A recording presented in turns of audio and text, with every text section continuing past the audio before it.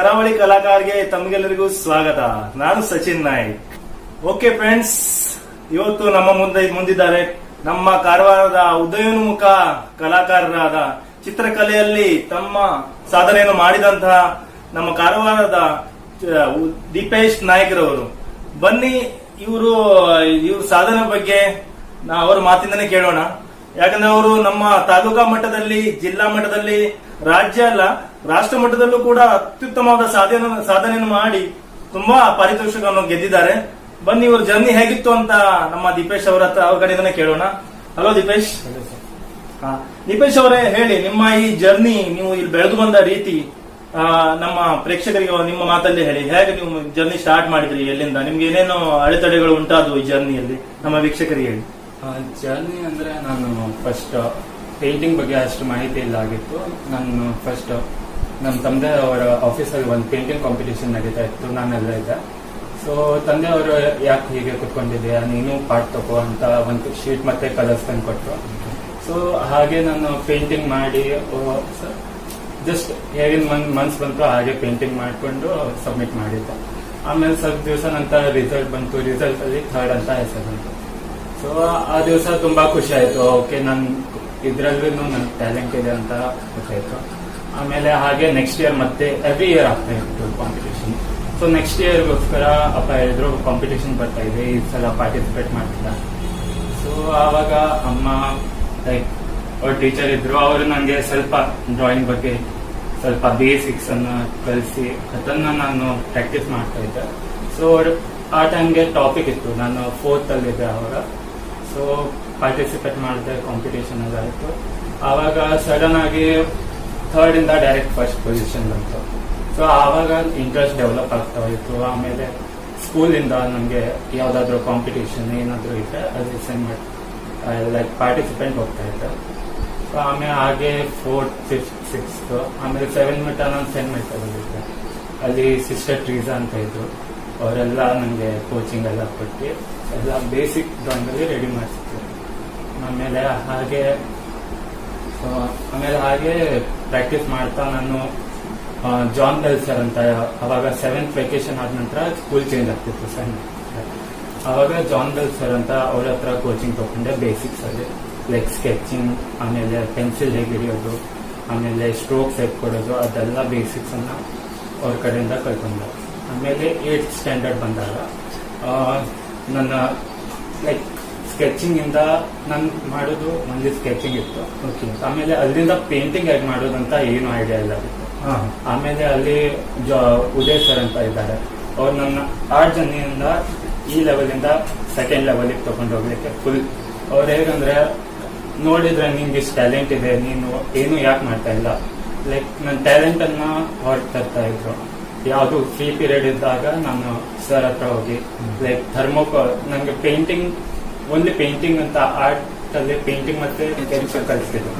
Like culture ಮಾಡೋದು, ಆಮೇಲೆ like thermocol cultures ಮಾಡೋದು, ಅದೆಲ್ಲ ಆರ್ಟ್ ಬಗ್ಗೆ ಏನೇನಿದೆ ಲೈಕ್ 8th ಸ್ಟ್ಯಾಂಡರ್ಡ್ಗೆ ನಾನು ಕಲಿತಾ ಹೋದೆ. ಲೈಕ್ ಸರ್ ಅವರು ವರ್ಕನ್ನ ಮಾಡ್ತಾ ಇದ್ರು, ನಾನು ಅಲ್ಲಿ ಕುತ್ಕೊಂಡಿದ್ದಾಗ ಸರ್ ಕಲ್ಲು ನೋಡು ಹೇಗೆ ಮಾಡೋದಂತ ಒಂದು ಐಡಿಯಾ ಕೊಡ್ತಾ ಇದ್ರು. ಆಮೇಲೆ ಹಾಗೆ ನಾನು 8th ಇಂದ ಮತ್ತೆ ಪೇಂಟಿಂಗ್ ಡೆವಲಪ್ ಆಗಿ ಪೇಂಟಿಂಗ್ಸ್ ಅಲ್ಲಿ ಲೈಕ್ ಇದು ನನ್ನ first painting. Okay, first painting ಇದು ಉದಯ್ ಸರ್ ಅವರೇ ಕಲ್ತಿದ್ದು. ಈ ಪೇಂಟಿಂಗ್ ಮಾಡ್ಲಿಕ್ಕೆ ನಾನು 1 year ತಗೊಂಡಿದ್ದೆ. ಕಂಪ್ಲೀಟ್ 1 year ಅಲ್ಲಿ ಫುಲ್ ಡೀಟೇಲ್, ಅದರಲ್ಲಿ ಬೇಸಿಕ್ಸ್, ಬ್ರಷ್ ಯಾವ್ದು ಯೂಸ್ ಮಾಡೋದು, ಪೇಂಟ್ ಹೇಗೆ ಯೂಸ್ ಮಾಡೋದು, ಲೈಕ್ ನಾನು ಪೇಪರ್ ಇಂದ ಕ್ಯಾನ್ವಾಸ್ ಮೂವ್ ಆದ್ರೆ ಅವಾಗ. ಸೊ ಕ್ಯಾನ್ವಾಸ್ ಮಾಡುವಾಗ ಸ್ವಲ್ಪ ಕಾನ್ಫಿಡೆನ್ಸ್ ಲೆವೆಲ್ ಹೈ ಆಗುತ್ತೆ. ಲೈಕ್ ಸೊ ಅವಾಗ ಪೇಂಟಿಂಗ್ ಇಂದ ಪೇಪರ್ ಇಂದ ನಾನು ಡೈರೆಕ್ಟ್ ಕ್ಯಾನ್ವಾಸ್ ಗೆ ಮೂವ್ ಆದ್ರೆ ಅವಾಗ ಕಾನ್ಫಿಡೆನ್ಸ್ ಲೆವೆಲ್ ಸ್ವಲ್ಪ ಜಾಸ್ತಿ ಆಯ್ತು. ಆಮೇಲೆ ಹೊಸ ಟೆಕ್ನಿಕ್ ಕಲ್ತಾ ಇದ್ದೆ. ಅವಾಗ ಒಂದು ವಿಡಿಯೋ ವೈರಲ್ ಆಗ್ತಾ ಇತ್ತು, ವಿಲಾಸ್ ನಾಯ್ಕ್ ಅಂತ, ಅವರು ಸ್ಪೀಡ್ ಪೇಂಟಿಂಗ್ ಅಲ್ಲಿ ಇದ್ರು. ಸ್ಪೀಡ್ ಪೇಂಟಿಂಗ್ ಅಷ್ಟು ಅವಾಗ ವಿಡಿಯೋ ನೋಡ್ಕೊಂಡು ಸುಮ್ಮನಾದೆ. ಆಮೇಲೆ 10th ಬಂದಾಗ ಒಂದು ಸ್ಟೇಟ್ ಲೆವೆಲ್ ಕಾಂಪಿಟೇಷನ್ ಇತ್ತು ಗವರ್ಮೆಂಟ್ ಇಂದ. ಅವಾಗ ನಾವು ಏನೆಲ್ಲ ಪೇಂಟಿಂಗ್ ಮಾಡ್ಕೊಂಡು ನಮ್ಮ ಸ್ಕೂಲಿಂದ ಸಬ್ಮಿಟ್ ಮಾಡ್ಬೇಕಾಗಿತ್ತು. ಅವಾಗ ಒಂದು ಗೋಲ್ಡ್ ಮೆಡಲ್ ಸಿಕ್ತು ಆ ಪೇಂಟಿಂಗಿಗೆ. ಆಮೇಲೆ ಅಲ್ಲಿಂದ 10th ಆದ ನಂತರ 10th ಅಲ್ಲಿ ಒಂದು ಲೈಕ್ ಕಾಂಪಿಟೇಷನ್ ಎಲ್ಲ ಆಗ್ತಾ ಇತ್ತು. ಅವಾಗ ಒಂದು ಪ್ರಿಪರೇಟರಿ ಎಕ್ಸಾಮ್ಸ್ ಇತ್ತು ಫೈನಲ್ ಈಗ. ಸೊ ಅವಾಗ ಏನಾಯ್ತಂದ್ರೆ ಅದು ನನ್ನ ಲೈಫ್ ಲೈಕ್ ಟರ್ನಿಂಗ್ ಪಾಯಿಂಟ್ ಅಂತ ಲೈಕ್ ನಾವು ಕಾಂಪಿಟೇಷನ್ ಹೋಗಿದ್ರೆ ಅದು ಅವರೇ ಕರ್ಸಿದ್ರು ನಮ್ಗೆ. ಸರ್ ನಾನು ಹೇಳಿಕ್ಕೆ ಇಷ್ಟಪಡಲ್ಲ. ಲೈಕ್ ಅವ್ರ ಕಾಂಪಿಟೇಷನ್ ಎಲ್ಲ ನಡೆಸಿದಾಗ ಕಾರವಾರದಲ್ಲಿ ಅವಾಗ ಸಿಕ್ಸಿ ಫುಲ್ ಉತ್ತರ ಡಿಸ್ಟ್ರಿಕ್ಟ್ ಲೆವೆಲ್ ಕಾಂಪಿಟೇಷನ್ ಅವರೆಲ್ಲ ಆರ್ಟಿಸ್ಟ್ ಎಲ್ಲ ಬಂದಿದ್ರು. ಸೊ ಅವಾಗ ಏನಾಯ್ತಂದ್ರೆ ಕಾಂಪಿಟೇಷನ್ ಎಲ್ಲ ಆಯ್ತು. 2 days ಕ್ಯಾನ್ವಾಸ್ ಪೇಂಟಿಂಗ್ ಇತ್ತು ನೇಚರ್ ಬಗ್ಗೆ. ಸೊ ಅದೆಲ್ಲ ಆಯ್ತು. ಲೈಕ್ ನನ್ ಮನೆಗೆ ಯಾರಿಗೂ ಹೇಳಿಲ್ಲ. ಲೈಕ್ ಪ್ರಿಪರೇಟರಿ ಎಕ್ಸಾಮ್ ಟೈಮ್ ಅಲ್ಲಿ competition 10th exam board exam ಯಾವ್ದು ಪ್ಯಾರೆಂಟ್ಸ್ ಎಲ್ಲ ಮಾಡಲ್ಲ. ಲೈಕ್ ಏನಾದ್ರು ಒಳ್ಳೆ ರ್ಯಾಂಕ್ ಪರ್ಸೆಂಟೇಜ್ ಬರ್ಬೇಕಂತ ಫುಲ್ ಅಟೆನ್ಷನ್ ಬೋರ್ಡ್ ಕೊಡ್ಬೇಕಂತ. ಅಂದ್ರೆ ಹೇಗೆ ಪೇರೆಂಟ್ಸ್ ಅವರು ನಿಮ್ ಕಳ್ಸಿಕೊಟ್ರೆ ಹೇಗೆ ಕಾಂಪಿಟೇಷನ್? ಇಲ್ಲ, ಅವಾಗ ನಾನು ಪೇರೆಂಟ್ಸ್ ಹೇಳಿಲ್ಲ. ಡೈರೆಕ್ಟ್ ಅವಾಗ ಸ್ವಲ್ಪ ಅವ್ರಿಗೆ ಹೋಗಿ ಬರ್ತೀನಂತ ಕಾಂಪಿಟೇಷನ್ ಹೋಗ್ಕೊಂಡು ಪಾರ್ಟ್ ತಗೊಂಡಿದ್ದೆ. ಅವಾಗ ಅಮ್ಮಗೆ ಒಂದು ಸ್ವಲ್ಪ ಕಾಲ್ ಮಾಡ್ಕೊಂಡು ಹೇಳಿದೆ ನಾನು ಈ ಕಾಂಪಿಟೇಷನ್ ಬಂದಿದ್ದೇನೆ. ಅವಾಗ ಅಮ್ಮ ಎಲ್ಲ ಬಂದಿದ್ರು. ಆಮೇಲೆ ಫಸ್ಟ್ ಅಂದ್ರೆ ನಿಮ್ಮ ಮದರ್ ಸಪೋರ್ಟ್ ಮಾಡ್ತಾರೆ ನಿಮ್ಗೆ? ಹೇಗೆ ಏನ್ ಬೈಲಿಲ್ವಾ ಆ ಟೈಮಲ್ಲಿ? ಸಪೋರ್ಟ್ ಮಾಡ್ತಾರೆ. ಆದ್ರೆ ಅವಾಗ ಅಲ್ಲ, ಎಕ್ಸಾಮ್ ಟೈಮಲ್ಲಿ ಹೋಗಿದ್ದಕ್ಕೆ ಬೈದ್ರ ಹೇಗೆ? ನೀವು ಕಾಂಪಿಟೇಷನ್ ಹೋಗಿದ್ರಿ? ಇಲ್ಲ, ಹಾಗಂದ್ರೆ ಯಾಕೆ ಹೋಗಿದ್ಯಪ್ಪ ಅಲ್ಲಿ? ಯಾಕೆ ಹೋಗಿದ್ದೆ ಎಕ್ಸಾಮ್ ಟೈಮಲ್ಲಿ? ಓದ್ಕೋ ಅಮ್ಮ ಅಂದ್ರೆ ನಾವು ಸ್ವಲ್ಪ ಮಸ್ಕ ಹೊಡ್ಕೊಂಡು ಪ್ರೀತಿ ಇರೋದು. ಸೊ ಆಮೇಲೆ ಹೀಗೆ ಇದೆ ಕಾಂಪಿಟೇಷನ್ ಇದೆ, ನಾನು ಪಾರ್ಟ್ ತಗೊಂಡಿದ್ದೀನಿ ಅಂತ. ಆಮೇಲೆ ಅಲ್ಲಿ ಕಾಂಪಿಟೇಷನ್ ಎಲ್ಲ ಆಯ್ತು. ರಿಸಲ್ಟ್ ಗೆ ಫಸ್ಟ್ ಬಂದಿದ್ದೆ ನಾನು. ಫಸ್ಟ್ ಬಂದ್ರ ಹೋಗಿ? ಓಕೆ. ಸೊ ಫಸ್ಟ್ ಬಂದಿದ್ದೆ. ಆದ್ರೆ ಯಾವ ಇನ್ಸ್ಟಿಟ್ಯೂಷನ್, ಕಾರವಾರದ ಇನ್ಸ್ಟಿಟ್ಯೂಷನ್ ಅವರು ಕಂಡಕ್ಟ್ ಮಾಡಿದ್ರು. ಅವ್ರೇನ್ ಹೇಳಿದ್ರು ಅಂದ್ರೆ ಲೈಕ್ ಈ ಸ್ಟೂಡೆಂಟ್ ನಮ್ ಕಾಲೇಜ್ ದೋನಲ್ಲ, ಆರ್ಟ್ ಕಾಲೇಜಿಂದ ಇಲ್ಲ.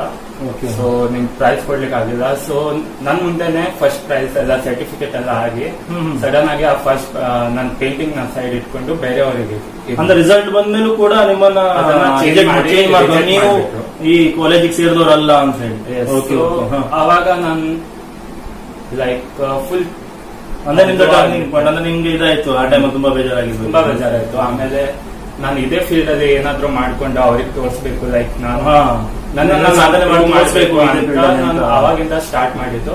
ಲೈಕ್ ಅವಾಗ 10th ರಿಸಲ್ಟ್ ಎಲ್ಲ ಆಯ್ತು, ಒಳ್ಳೆ ಪರ್ಸೆಂಟೇಜ್ ಬಂದೆ. ಆಮೇಲೆ ಕಾಲೇಜಿಗೆ ಹೋದೆ. ಕಾಲೇಜಲ್ಲಿ ಹೋದಾಗ ನಂದು ಫಸ್ಟ್ ಟ್ಯಾಲೆಂಟ್ಸ್ ಡೇ ಅಂತ ಇದೆ. ಅವಾಗ ಎಲ್ಲರಿಗೆ ನಿಮ್ ಟ್ಯಾಲೆಂಟ್ ನೀವು ತೋರಿಸ್ಬೇಕು ಅಂತ ಅವ್ರು ಹೇಳಿದ್ರು. ಅವಾಗ ಎಲ್ಲರೂ ಡಾನ್ಸ್, ಸಿಂಗಿಂಗ್ ಎಲ್ಲ ಮಾಡ್ತಾ ಇದ್ರು. ನಾನು ಪೇಂಟಿಂಗ್ ಅಂದ್ರೆ ನಾನು ಪೇಂಟಿಂಗ್ ತೋರಿಸ್ಬೋದು ಅಂತ. ಲೈಕ್ ಪೇಂಟಿಂಗ್ ಮಾಡ್ಲಿಕ್ಕೆ ಆಗಲ್ಲ, ಟ್ಯಾಲೆಂಟ್ ಸ್ಟೇಜ್ ಮಾಡ್ಲಿಕ್ಕೆ. ಅವಾಗ ನಮ್ಗೆ ನೆನ್ಪು ಬಂತು ವಿಲಾಸ್ ನಾಯ್ಕ್ ಸರ್ ಅವ್ರ ವಿಡಿಯೋ ಎಲ್ಲ ನೋಡ್ತಾ ಇರ್ತಿದ್ರಲ್ಲ. ಸೊ ಆ ಪೇಂಟಿಂಗ್ ಅವ್ರ ಪೇಂಟಿಂಗ್ 3-4 ವಿಡಿಯೋಸ್ ನೋಡ್ದೆ. ಆಮೇಲೆ ಸುಮ್ನೆ ಟ್ರೈ ಮಾಡೋಣ, ನಮ್ದೇ ಕಾಲೇಜು, ನಮ್ಮ ಫ್ರೆಂಡ್ಸ್ ಇರ್ತಾರೆ ಅಂತ ಟ್ರೈ ಮಾಡಲಿಕ್ಕೆ ನಾನು ಹೋಗ್ಕೊಂಡು ಪ್ರಿನ್ಸಿಪಲ್ ಹತ್ರ ಮಾತಾಡಿದೆ, ಈ ತರ ಪೇಂಟಿಂಗ್ ಮಾಡ್ತೀನಿ ಅಂತ. ಅವರು ಶಾಕ್ ಆದ್ರು. ಪೇಂಟಿಂಗ್ ನೀನ್ 5 minutes ಅಲ್ಲಿ ಹೇಗೆ ಮಾಡ್ತೀಯ ಅಂತ ಯಾರು ಮಾಡ್ಲಿಲ್ಲ ಆಗಿದ್ದು.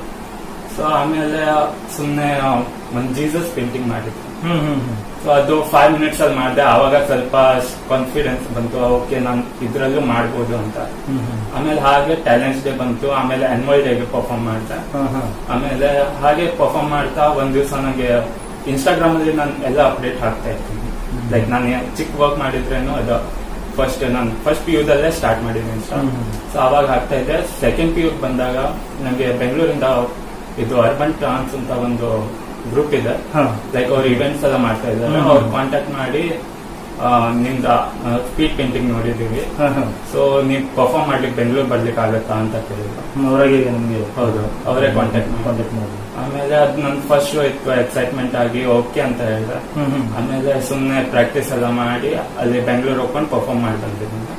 ಆಮೇಲೆ ಆದ ನಂತರ ಜಸ್ಟ್ 2 months ಇಂದ ಕಾರವಾರದಲ್ಲಿ ಒಂದು ನಮ್ಮ ಕಾರವಾರ ಅಂತ ಒಂದು ಪೇಜ್ ಇದೆ, ಅವ್ರೊಂದು ಕಾಂಪಿಟೇಷನ್ ಮಾಡಿದ್ರು. ಲೈಕ್ ಅದು ಟ್ಯಾಲೆಂಟ್ ಶೋ. ಆಮೇಲೆ ಅಲ್ಲೂ ಪರ್ಫಾರ್ಮ್ ಮಾಡಿದ್ದೀನಿ. ಆಮೇಲೆ ಸೆಕೆಂಡ್ PU ಎಲ್ಲ ಆದ ನಂತರ ನಾನು 10th ಗೆ ಡಿಸೈಡ್ ಮಾಡಿದ್ದೆ. ಅದ್ ಕಾಂಪಿಟೇಷನ್ ಆದ ನಂತರ ನಾನು ಡಿಸೈಡ್ ಮಾಡಿದ್ರೆ ಆರ್ಟ್ ಫೀಲ್ಡ್ ಅಲ್ಲೇ ಹೋಗ್ಬೇಕು, ಇದ್ರಲ್ಲಿ ಏನಾದ್ರೂ ಅಚೀವ್ ಮಾಡ್ಬೇಕು ಅಂತ. ಆದ್ರೆ ಒಂದ್ ಥಿಂಕ್ ಏನಾದ್ರು ಅಂದ್ರೆ 12th ಆದ ನಂತರ ಎಲ್ಲಾರು ಇಂಜಿನಿಯರ್, ಡಾಕ್ಟರ್, ಇಲ್ಲಾಂದ್ರೆ BSc ಅದಕ್ಕೆ ಹೋಗ್ತಾರ. ಲೈಕ್ ನಾನು ನಿಮ್ಗೆ ಅದೇ ಕೇಳಲಿಕ್ಕೆ ಮಾಡಿದೆ. ಈಗ ಎಲ್ಲರೂ ಬೇರೆ ಬೇರೆ ಫೀಲ್ಡ್ ಅನ್ನು ಚಾಯ್ಸ್ ಮಾಡ್ಕೋತಾರೆ. ಅದು ನೀವು ಆರ್ಟ್ ಫೀಲ್ಡ್ ಅನ್ನೇ ಯಾಕೆ ಚಾಯ್ಸ್ ಮಾಡಿದ್ರೆ ಮುಂದೆ? ಅಂದ್ರೆ ಯಾಕೆ ನಿಮ್ಗೆ ಅಷ್ಟು ಅದರಲ್ಲಿ ಹೋಗ್ಬೇಕಂತ ಹೇಗೆ ಮನ್ಸು ಬಂತು? ಆರ್ಟ್ ಫೀಲ್ಡ್ ಅಂದ್ರೆ ಒಂದ್ ಲೈವ್ಲಿ ಫೀಲಿಂಗ್ ಬರುತ್ತೆ. ಲೈಕ್ ನಂಗೆ ಇಂಟ್ರೆಸ್ಟ್ ಇದೆ ಅದರಲ್ಲಿ, ಮತ್ತೆ ನಂಗೆ ಕಾನ್ಫಿಡೆನ್ಸ್ ಇದೆ ಏನಾದ್ರೂ ಆಗ್ತಿದೆ, ನಾನು ಆರ್ಟ್ ಫೀಲ್ಡ್ ಅಲ್ಲಿ ಏನಾದ್ರೂ ಮಾಡ್ತೀನಿ ಅಂತ. ಇದೇ ನಾನು ಬೇರೆ ಫೀಲ್ಡ್ ಅಲ್ಲಿ ಹೋಗಿದ್ರೆ ನಂಗೆ ಅಷ್ಟೊಂದು ನಾನು ಇದ್ರಲ್ಲಿ ಏನ್ ಅಚೀವ್ ಮಾಡ್ಬೋದು, ಅದ್ರಲ್ಲಿ ನಾನು ಅಚೀವ್ ಮಾಡ್ಲಿಕ್ಕಾಗಲ್ಲ. ಮತ್ತೆ ನಂಗೆ ವರ್ಕ್ ಮಾಡ್ಲಿಕ್ಕೆ ಖುಷಿನೂ ಇರಲ್ಲ. ಲೈಕ್ ಇಂಜಿನಿಯರಿಂಗ್ ತಗೊಂಡಿದ್ರೇನು ಅಯ್ಯೋ ಇದು ಓದ್ಬೇಕಾ ಅಂತ ಆ ತರ ಫೀಲಿಂಗ್ ಬರುತ್ತೆ. ಆರ್ಟ್ ಫೀಲ್ಡ್ ಅಲ್ಲಿ ಕಲೀಲಿಕ್ಕೂ ಸಿಗುತ್ತೆ ಮತ್ತೆ ಇಂಟ್ರೆಸ್ಟ್ ಇರುತ್ತೆ. ಲೈಕ್ ಪೇಂಟಿಂಗ್ ನೋಡಿದಾಗ ಓಕೆ ನಂಗೆ ಮನ್ಸಿಲ್ಲ ಆದ್ರೂ ಅದನ್ನ ಮಾಡ್ತಾ ಇರ್ತೀನಿ, ಆಟೋಮೆಟಿಕ್ ಆಗಿ ಮನ್ಸು ಬರುತ್ತೆ.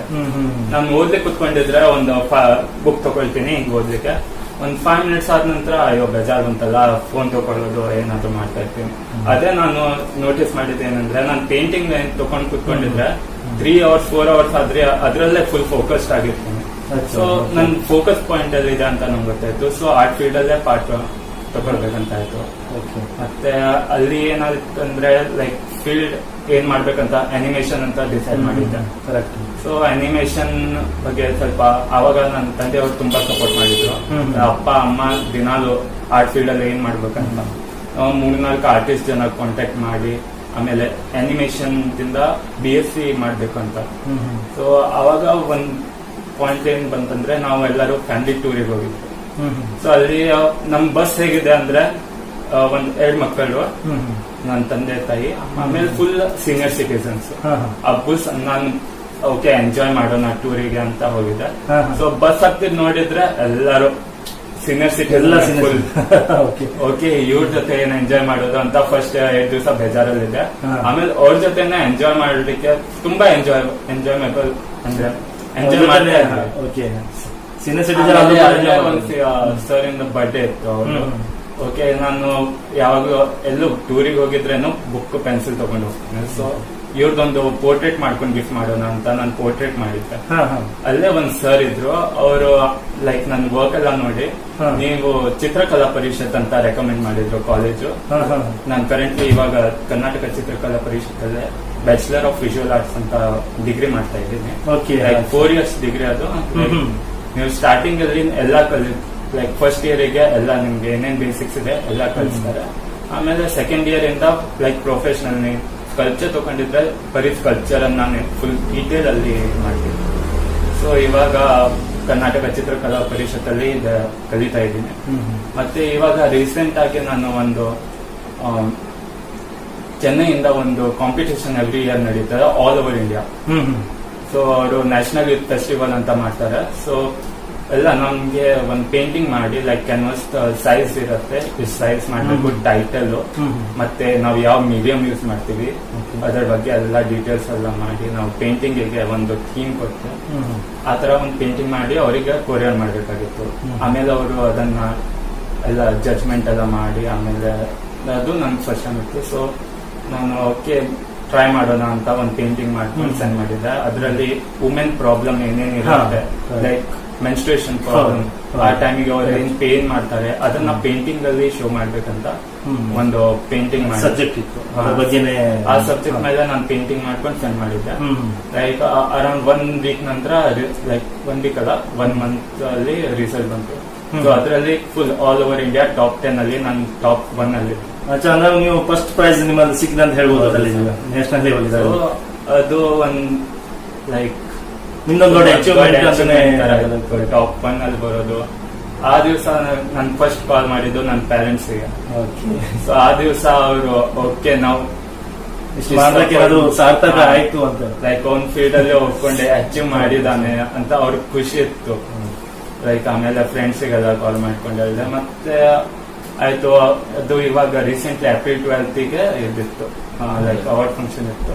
ಬಟ್ ಇದು ಕೊರೋನಾ ಎಲ್ಲ ಆಗ್ತಾ ಇದೆ. ಸೊ ಅದಕ್ಕೋಸ್ಕರ ಕ್ಯಾನ್ಸಲ್ ಮಾಡಿದ್ದಾರೆ. ಅದ್ ನೋಡ್ಬೇಕು ಇವಾಗೆಲ್ಲ ಸಿಚುವೇಶನ್ ಕಂಟ್ರೋಲ್ ಅಲ್ಲಿ ಬಂದಿದ್ರೆ ಮುಂದೆ ಮಾಡ್ತಾರೆ. ಆರ್ಎಲ್ಸ್ ಮೇ ಬಿ ಅವರೇ ಪ್ರೈಸ್ ಎಲ್ಲ ಕೊರಿಯರ್ ಮಾಡ್ತಾರೆ. ಸೊ ಹಾಗೆ ಏನ್ ಪ್ಲಾನ್ ಇದೆ ಅದ್ರ ಬಗ್ಗೆ ಅಷ್ಟು. ಓಕೆ ದೀಪೇಶ್ ಅವ್ರ ಇನ್ನೊಂದು ಪ್ರಶ್ನೆ, ನಾವು ಚಿಕ್ಕಂದಿಂದ ಡ್ರಾಯಿಂಗ್ ಮಾಡ್ತಿದ್ವಿ. ನಮ್ಮ ಪೇರೆಂಟ್ಸ್ ಆ ಟೈಮಲ್ಲಿ ಏನಾದ್ರು ಅಂದ್ರೆ ಅಭ್ಯಾಸ ಮಾಡೋ ಟೈಮಲ್ಲಿ ಡ್ರಾಯಿಂಗ್ ಮಾಡ್ತಾ ಏನಪ್ಪ ಅಂತ ಹೊಡೆದ್ಬಿಟ್ಟು ನಮ್ಗೆ ಹೇಳ್ಸಿದ್ರು ಏನಪ್ಪ ತಗೊಂಡ್ ಕೂತಿದ್ಯಾ ಅಂತ. ಹಾಗೆ ನಿಮ್ ಪೇರೆಂಟ್ಸ್ ನಿಮ್ಗೆ ಎಷ್ಟು ಸಪೋರ್ಟ್ ಮಾಡಿದಾರೆ ಅಂದ್ರೆ ಈ ಫೀಲ್ಡ್ ಬರ್ಲಿಕ್ಕೆ ಅಚೀವ್ಮೆಂಟ್ ಮಾಡ್ಲಿಕ್ಕೆ ಅವ್ರ ಸಪೋರ್ಟ್ ನಿಮ್ಗೆ ಯಾವ ರೀತಿ ಇತ್ತು ನಿಮ್ ಚಿಕ್ಕಂದಿನ ಇಲ್ಲಿ ತನಕ ಹೇಗೆ ಇನ್ನೂವರೆಗೂ ಹೇಗಿದೆ ಅದ್ರ ಬಗ್ಗೆ ಏನಾದ್ರು ಒಂದೆರಡು ಮಾತನಾಡಿ. ಲೈಕ್ ಸಪೋರ್ಟ್ ಎಲ್ಲಾ ಪೇರೆಂಟ್ಸ್ ಮಾಡ್ತಾರೆ. ಲೈಕ್ ಇಫ್ ನಾವು ಆರ್ಟ್ ಫ್ರೀ ಟೈಮ್ ಅಲ್ಲಿ ಆರ್ಟ್ ಮಾಡ್ತಾ ಇದೀವಿ, ಸಪೋರ್ಟ್ ಮಾಡೇ ಮಾಡ್ತಾರೆ. ಲೈಕ್ ನಾವು ಎಕ್ಸಾಮ್ ಟೈಮಿಗೆ ಎಲ್ಲ ನಾಳೆ ಎಕ್ಸಾಮ್ ಇದೆ, ಒಂದ್ ದಿವಸ ಮುಂಚೆ ಡ್ರಾಯಿಂಗ್ ತಗೊಂಡ್ ಬಂದ್ರೆ ಎಲ್ಲರೂ ಬರ್ತಾರೆ. ನಾನು ಬಯಸ್ಕೊಂಡಿದ್ದೀನಿ. ಲೈಕ್ ಏನಾಗ್ತದೆ ಅಂದ್ರೆ ನಾಳೆ ಕಾಂಪಿಟೇಷನ್ ಏನಾದ್ರು ಲೈಕ್ ಎಕ್ಸಾಮ್ ಇದೆ ಅಂದ್ರೆ ಓದ್ತಾ ಬೇಜಾರ್ ಬಂದ್ರೆ ನಾನು ಪೇಪರ್ ಎಲ್ಲ ತಗೊಂಡ್ರೆ ಏನಾದ್ರು ಬುಕ್ ಹಿಂದೆನೆ ಸ್ಕೆಚ್ ಮಾಡೋದು ಆ ತರಾನು ಮಾಡಿದ್ದೀನಿ. ಅವಾಗ ನಾನು ಬಯಸ್ಕೊಂಡಿದ್ದೀನಿ ಆ ತರ ಏನಿಲ್ಲ. ಲೈಕ್ ನೀವು ಏನಾದ್ರು ಓಕೆ ಅದರಲ್ಲಿ ಫೋಕಸ್ಡ್ ಆಗಿದೆ ಅಂತ ಇದ್ರೆ ಎಲ್ಲಾ ಪೇರೆಂಟ್ಸ್ ಸಪೋರ್ಟ್ ಮಾಡ್ತಾರೆ. ಲೈಕ್ ನೀವು ಡ್ರಾಯಿಂಗು ಮಾಡ್ತೀರಾ, ಅದರ ಜೊತೆ ಮತ್ತೆ 3-4 ತಿಂಗಳು ಮಾಡ್ತಾ ಇದ್ದೀರಾ, ಲೈಕ್ ಒಂದ್ ಜಾಗ ಫೋಕಸ್ ಇರಲ್ಲ. ಆ ತರ ಇದ್ದಾಗ ಸ್ವಲ್ಪ ಸಪೋರ್ಟ್ ಪ್ರಾಬ್ಲಮ್ ಬರುತ್ತೆ. ಲೈಕ್ ನೀವು ಒಂದೇ ಜಾಗ ಫೋಕಸ್ ಆಗಿದ್ರೆ ನಿಮ್ಮ ಆರ್ಟ್ ಅಲ್ಲಿ ಇದೇನಂದ್ರೆ ಆರ್ಟ್ ಎಲ್ಲ ಫೋಕಸ್ ಮಾಡಿದ್ರೆ ಅವಾಗ ಓಕೆ ಇವನು ಇದರಲ್ಲಿ ತುಂಬಾ ಇಂಟ್ರೆಸ್ಟೆಡ್ ಆಗಿದ್ದಾನೆ, ನಾವು ಸಪೋರ್ಟ್ ಮಾಡ್ಬೇಕಂತ ಅದು ಅವರಿಗೂ ಮನ್ಸು ಇರುತ್ತೆ. ಲೈಕ್ ಸಪೋರ್ಟ್ ಮಾಡ್ತಾರೆ, ಎಲ್ಲಾ ಪೇರೆಂಟ್ಸ್ ಮಾಡ್ತಾರೆ. ನಾವು ಪ್ರೂವ್ ಮಾಡ್ಬೇಕು, ನಾನು ಇದ್ರಲ್ಲಿ ಒಳ್ಳೆ ಮಾಡ್ಬೋದು ಅಂತ ಪ್ರೂವ್ ಮಾಡ್ಬೇಕು ಅಷ್ಟೇ. ಯಾಕಂದ್ರೆ ಮೊದಲು ಯಾರು ಗುರು ಇರ್ಲಿಲ್ಲ, ನೀವು ನಮ್ಮ ಅಂತಾರಾಷ್ಟ್ರೀಯ ಖ್ಯಾತ ವಿಲಾಸ್ ನಾಯ್ಕ ಅವ್ರದ್ದು ನೋಡಿ ನೀವು ಕಲ್ತಿದ್ರಿ. ಸ್ಪೀಡ್ ಪೇಂಟಿಂಗ್ ಎಲ್ಲ ಅವ್ರು ನೋಡಿ ಕಲ್ತಿದ್ರಿ. ಮೊದಲು ಯಾರು ಗುರು ಇರಲಿಲ್ಲ, ಈಗಷ್ಟೇ ನೀವು ಹೇಗೆ ನೀವು ಯಾರು ಗುರು ಅಂದ್ರೆ ಕ್ಲಾಸಿಗೆ ಹೋಗ್ತಿದ್ರ ಮೊದಲೇ? ಹೇಗೆ ನಾನು ಬೇಸಿಕ್ಸ್ ನಾನು ಸ್ಕೆಚ್ ಎಲ್ಲ ಮಾಡುವಾಗ ಅಪ್ಪ ಬೇಸಿಕ್ಸ್ ಗೊತ್ತಿಲ್ಲ ಆಗಿತ್ತು. ಅದಕ್ಕೋಸ್ಕರ ಜಾನ್ ಬೆಲ್ ಸರ್ ಅಂತ ಇದ್ದಾರೆ ಕಾರವಾರದವರು. ಓಕೆ, ಜಾನ್ ಬೆಲ್ಸ್ ಅವರು. ಸೊ ಅವ್ರ ಹತ್ರ ಕ್ಲಾಸಿಗೆ ಹೋಗಿದ್ದೆ 1-2-3 ಮಂತ್ಸ್ ಹೋಗಿ ಎಲ್ಲ ಬೇಸಿಕ್ಸ್. ಆದ್ರೆ ಅವಾಗ ಏನಾಯ್ತಂದ್ರೆ ತುಂಬಾ ದೂರ ಆಗ್ತಿತ್ತು. ಲೈಕ್ ನಮ್ಮ ಮನೆಯಿಂದ ಅವ್ರ ಮನೆಗೆ ತುಂಬಾ ಡಿಸ್ಟೆನ್ಸ್ ಆಗಿ, ಸೊ ಅದೊಂದು ಪ್ರಾಬ್ಲಮ್ ಆಗಿ ನಾನು ಕ್ಲಾಸ್ ಬಿಟ್ಬಿಟ್ಟಿದ್ದೆ. ಅಂದ್ರೆ ಯಾವಾಗ ಎಷ್ಟು ವರ್ಷದಿಂದ? ಇತ್ತು ಸಮಥಿಂಗ್ 6th ಸ್ಟ್ಯಾಂಡರ್ಡ್ ಇದ್ದವಾಗ. ಓಕೆ. ಸೊ ಅವಾಗ ಆಮೇಲೆ 7th ಗ್ಯಾಪ್ ಬಂತು. ಆಮೇಲೆ 8th ಸ್ಟ್ಯಾಂಡರ್ಡ್ ಬಂದಾಗ ನಮ್ದು ಸ್ಕೂಲಲ್ಲೇ ಟೀಚರ್ ಇದ್ರು ಉದಯ್ ಸರ್ ಅಂತ. ಸೊ ಅವ್ರು ಏನ್ ಮಾಡಿದ್ರು ಅಂದ್ರೆ ಫಸ್ಟ್ 3-4 ತಿಂಗಳಾದ ನಂತರ ಜಸ್ಟ್ ನೋಟಿಸ್ ಮಾಡ್ತಾ ಇದ್ರು. ಆಮೇಲೆ ಒಂದ್ ದಿವಸ ಹೀಗೆ ಕ್ಲಾಸ್ ಡ್ರಾಯಿಂಗ್ ಪೀರಿಯಡ್ ಇರುತ್ತೆ, ಅವಾಗ ನಾನು ಬುಕ್ ಚೆಕ್ ಮಾಡಿದಾಗ ನೀನು ಆರ್ಟ್ ವರ್ಕ್ ಚೆನ್ನಾಗಿದೆ ಬಟ್ ನೀನು ಡೆವಲಪ್ ಆಗಲಿಲ್ಲ, ಲೈಕ್ ಸ್ಕೆಚಸ್ ಮಾಡ್ತಾ ಇದೀಯ, ಪೇಂಟಿಂಗ್ ಯಾಕೆ ಮಾಡಲ್ಲ ಅಂತ. ಆ ತರ ಒಂದ್ ದಿವಸ ಸುಮ್ನೆ ಒಂದು ಉದಯ್ ಸರ್ ರೂಮ್ ಹೀಗೆ ಹೋಗಿದ್ದೆ. ಅವಾಗ ಅದು ನೋಡಿದಾಗ like full canvas painting, clay sculptures, thermocol. ಆವಾಗ ಗೊತ್ತಾಯ್ತು ಅಂದ್ರೆ ಆರ್ಟ್ ಅಲ್ಲೂ ತುಂಬಾ ವೆರೈಟೀಸ್ ಇದೆ. ಸೊ ಅವಾಗ ಇಂಟ್ರೆಸ್ಟ್ ಬಂತು. ಆಮೇಲೆ ಸರ್ ಹೇಳಿದ್ರು ನಿಂಗೆ ಕಲಿಸ್ತೀನಿ ನಾನು. ಅವಾಗ ಸ್ಕೂಲಲ್ಲೇ ಅವರು ಹೀಗೆ ಲೈಕ್ ಇಂಟ್ರೆಸ್ಟ್ ನೋಡಿ ನಿಮ್ಗೆ ಇಂಟ್ರೆಸ್ಟ್ ನೋಡಿ ಸ್ಕೂಲಲ್ಲೇ ಫ್ರೀ ಪೀರಿಯಡ್ ಇದ್ದಾಗ ಎಲ್ಲ ಕಲಿಸ್ತಾ ಇದ್ರು. ಆಮೇಲೆ ಟೀಚರ್ಸ್ ನೋಡ್ತಾ ಇದ್ರು, ಇವನ್ ದೇಕೇಶ್ ಯಾವಾಗ ನೋಡಿದ್ರೆ ಉದಯ್ ಸರ್ ಇಲ್ಲ ಅದ್ರೇ ಇರ್ತಾನೆ. ಒಂದೊಂದ್ಸಲ ಕ್ಲಾಸ್ ಬಂದ್ ಮಾಡಿ ಅಲ್ಲಿ ಹೋಗ್ತಿದ್ದೆ. ಲೈಕ್ ಸರ್ ಏನಾದ್ರು ಇಂಟ್ರೆಸ್ಟಿಂಗ್ ಮಾಡ್ತಾ ಇದೆ ಅಂದ್ರೆ ಕ್ಲಾಸ್ ಬಿಟ್ಟು ಅಲ್ಲಿ ಹೋಗ್ಕೊಂಡು ಕುತ್ಕೊಳ್ಳೋದು.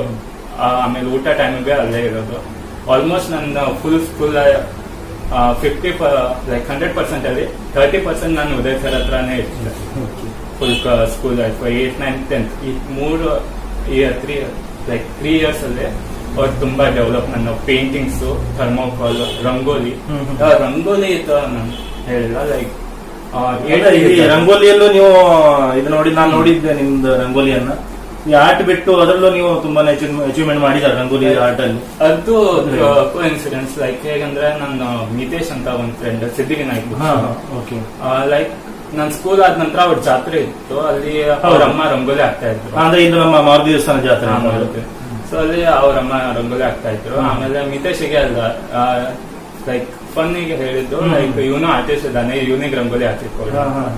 ಸೊ ಆ ದಿವಸ ಸುಮ್ನೆ ರಂಗೋಲಿ ಆಗದೆ ಇಂಟ್ರೆಸ್ಟ್ ಬಂತು. ಆಮೇಲೆ ಅವ್ರು ಆಲ್ರೆಡಿ ಲೈಕ್ ಆರ್ಡರ್ಸ್ ಕೊಡ್ತಿರ್ತಾರೆ ಪೋರ್ಟ್ರೇಟ್ ಎಲ್ಲ. ಸೊ ನಾನು ಈಗ ಹೇಳಿದೆ ನಾನು ಒಂದು ರಂಗೋಲಿ ಮಾಡಿರ್ತೀನಿ ಅಂತ ಹೇಳಿದೆ. ಸೊ ರಂಗೋಲಿ ಮಾಡ್ಕೊಂಡು ಒಂದು ಕಟ್ಔಟ್ ಮಾಡಿ, ಕಟ್ಔಟ್ ಅಂದ್ರೆ ಹೇಗಿರುತ್ತೆ ಪೇಪರ್ ಕಟಿಂಗ್ ಮಾಡಿ ರಂಗೋಲಿ ಸಿಂಪಲ್ ಆಗಿದೆ. ಸೊ ಕಟ್ಔಟ್ ಮಾಡೋಣ ಅಂತ ಮಾಡಿದೆ. ಅಲ್ಲೂ ನನ್ ಫಸ್ಟ್ ಅಟೆಂಪ್ಟಿಗೆ ನಂಗೆ 3rd ಬಂತು ಕಟ್ಔಟ್. ಆಮೇಲೆ ಅದು ಸಿಂಪಲ್ ಆಗಿತ್ತು. ಆಮೇಲೆ ನೆಕ್ಸ್ಟ್ ಇಯರ್ 3rd ಇಂದ ನಾನು ಮತ್ತೆ ರಿಪೀಟ್ ಆಗಿದ್ದ ತರ ಆಯ್ತು. ನನ್ನ ಫಸ್ಟ್ ಆರ್ಟ್ ಕರಿಯರ್ ಹೇಗಾಯ್ತು ಹಾಗೆ ರಂಗೋಲಿದಲ್ಲೂ ಸೇಮ್ ಆಯ್ತು. ಸೊ ಆವಾಗ ಡಿಸೈಡ್ ಮಾಡಿದೆ, ಓಕೆ ರಂಗೋಲಿ ನೆಕ್ಸ್ಟ್ ಇಯರ್ ಮತ್ತೆ ಪಾರ್ಟಿಸಿಪೇಟ್ ಮಾಡೋಣ ಅಂತ. ಎವ್ರಿ ಇಯರ್ ಪಾರ್ಟಿಸಿಪೇಟ್ ಮಾಡ್ತಾ ಇದ್ದೀನಿ. ಈ ವರ್ಷ 2019 ಅಲ್ಲಿ ನಾನು ಆಲ್ಮೋಸ್ಟ್ 7 to 8 ರಂಗೋಲಿ ಮಾಡಿದ್ದೀನಿ. ಅದರಲ್ಲಿ ಒಂದು 6x6 ಕಟ್ಔಟ್ ರಂಗೋಲಿ, ಅದರಲ್ಲಿ ಫಸ್ಟ್ ಬಂದಿದ್ದೇನೆ. ಮತ್ತೆ ಅದು ಮಾರುತಿ ಗಲ್ಲಿದಲ್ಲಿ ಟೋಟಲ್ ನಂದು 7 ರಂಗೋಲಿ ಸಿಕ್ತು ಈ ಸಲ. 7 ರಂಗೋಲಿ ಈ ವರ್ಷದಲ್ಲಿ ಕಂಟಿನ್ಯೂಸ್ 3 days ಕುತ್ಕೊಂಡ್ರೆ ಕಂಟಿನ್ಯೂ ಆಗಿ ರಂಗೋಲಿ ಮಾಡ್ತಾ ಇದ್ದೆ. ಕಂಟಿನ್ಯೂ ಎಷ್ಟು ಟೈಮ್ ಆಗುತ್ತೆ ಒಂದು ರಂಗೋಲಿ ರಂಗೋಲಿ ಯಾಕಂದ್ರೆ ಪೇಂಟಿಂಗ್ ಬೇರೆ, ಇದು ರಂಗೋಲಿ ಹಿಟ್ಟಿನಿಂದ ನೀವು ಬಿಡಿಸೋದು ಬೇರೆ. ಒಂದ್ ಟೈಮ್ 3 hours ಮ್ಯಾಕ್ಸಿಮಮ್ ಬೇಕು. ಒಂದ್ ಚಿಕ್ಕ ರಂಗೋಲಿಗೆ 3 hours. ಅದೆಷ್ಟು ಸೈಜ್ ಹೇಗೆ? ಸೈಜ್ ಅಂದ್ರೆ 2x4 ಇರುತ್ತೆ. 2x4 ಇಂದ start, maximum size 2x4, like 2x2 ಆ ತರ ಇರುತ್ತೆ.